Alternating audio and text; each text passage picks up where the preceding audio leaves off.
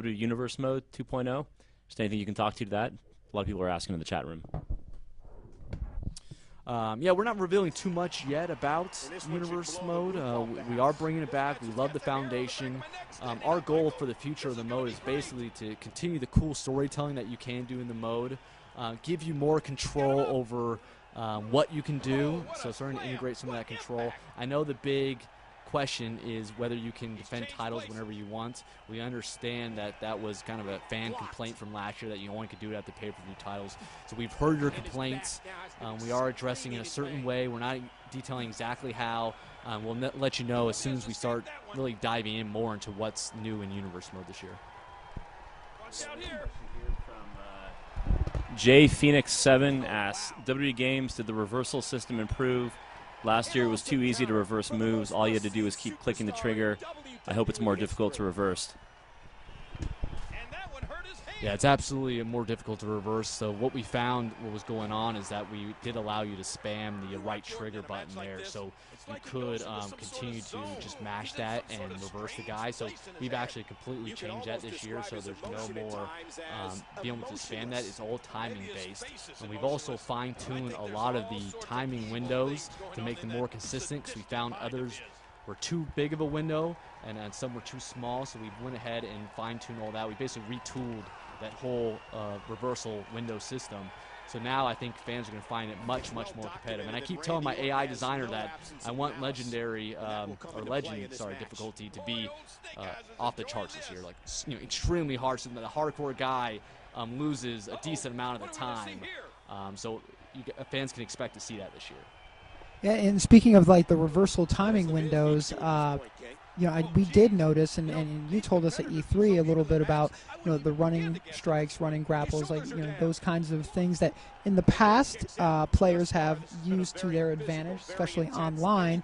But because of what we've done to really change that up and how you play, it seems to really make a difference, and you're not seeing as much running and running strikes and running grapples all of the time. It's like actual, in-ring, action going on. Tell us.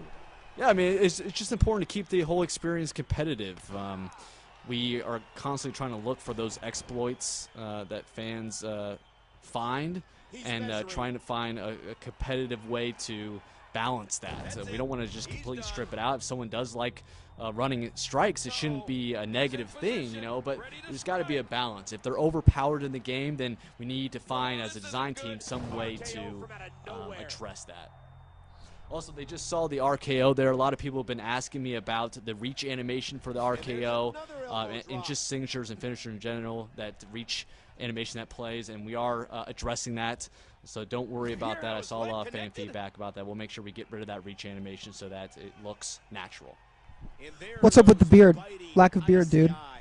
Yeah, so we will have Randy Orton with beard. We just made that call the other day. I've was all over my project manager to make sure we had enough resources and time to get it in, and we made some special cases for him. So we will have the version of Orton with the beard and without, and we will have it as kind of a second alternative attire for him. So it won't replace the other one, so we get 2 Ortons this year. Pretty cool. That's awesome. And you keep saying, I saw a lot of the community reaction. I saw a lot of their feedback. You're on Twitter, at Real Corey Ledesma, and you have made yourself available for all of the fans in the WWE Games universe. How's your experience on Twitter been so far?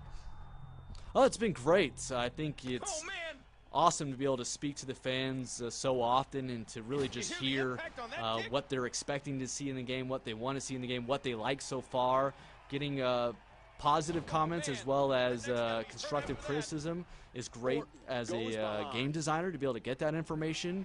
I think it's already paying dividends, because a lot of the feedback that we've gotten, we've already made changes in the game, which is really cool. So that means the fans are actually making those changes themselves by basically requesting those. Oh, they want to see if that punt is with the left foot. That's what they want to see, and that's something else that we saw from the fans, and we will address it. Basically what was going on is that we were mirroring the move depending on the location of the opponent, And so we'll go ahead and fix it and just have Orton always do it with the right foot. That's not a problem to go ahead and do that. So fans will be able to see that change in the final version. So yes, Orton will always punt with the right foot. For those diehard guys who are looking for 100% authenticity, yes, we'll have it. Right. They actually want to see him do it. I get my signature again, so I'll go ahead and wow, talk about timing. So, Corey, we actually just recently had a community summit where we invited 10 of the community leaders that we talk to on a regular basis that represent some of the largest gaming sites out there. They were here pre-E3, and if you guys haven't seen the articles, we've posted them. You guys definitely check them out because they got to see that kind of exclusive hands-on access with the game, and they really had the unique opportunity to see it early enough to give you guys a lot of feedback. Tell us a little bit about that experience, because I know that was one of the first of its kind here. What was that like, and what came out of it? The community summit was great because rarely do we get a chance to get some of our hardcore enthusiasts in the office to really try out early code and give us feedback. We had them here for 2 days, and it was a phenomenal experience for our design team because we really got to pick their brains. We got to find out what they're liking early on and what they're not liking, and so it's enabled us to go ahead and take that feedback into the game and make a lot of improvements. So we're really trying to bend over backwards to make sure that we're addressing all of the fan complaints and really get everything that they want to see in the game. It's very important to us. So those kind of events are great for us as a design team, and we want to continue to have those. And you guys out there who follow those websites or those community members, you should definitely send them questions so that you can get those questions that you're looking for answered by them and voiced as well, so that we can go ahead and make those changes because we do truly listen to those guys. All right, we got another question here. So we got another question from the Wapinator. Wapinator asks, nice name by the way, can you still do power bombs and suplexes, etc., on weapons like the stairs? Yeah, absolutely. That's still in there. All that great content that we added last year as far as the physics system and being able to do a lot of the cool new functionality with the weapons like the steel steps and the ladder and the chairs. None of that great stuff has gone away. If anything, we've just continued to improve the physics system to make sure that we got rid of any kind of unsightly things that were occurring from previous years. So it's really great, like I mentioned earlier, about the technology, that we haven't lost any of that progress we made on the physics or the weapons or anything like that. So we get a lot of the time we get from fans, people in the community. They ask us, why can't this or this or this happen? Our answers to them usually is, it's obvious to us on how much time year to year we get to make a game, but in your own experience, being the creative director of the game, like, what's it like to get some of that feedback, knowing that you want to do it, and what are some of the things that are holding us back from that?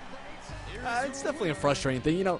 We have just this huge list of over 1,000 things that we really want. It's a little dramatic, probably not 1,000, but seriously, hundreds of things that we want to get in there. They may be small things, they may be really large modes, whatever it is. We just feel like we never have enough time, we never have enough resources, we never can get it all in there. So each year we just kind of pick what we think are the highest priority items, and so the gameplay this year is obviously a huge one. It's a high priority every year, but really we went kind of above and beyond this year with gameplay because we wanted to make a big impact with this new technology.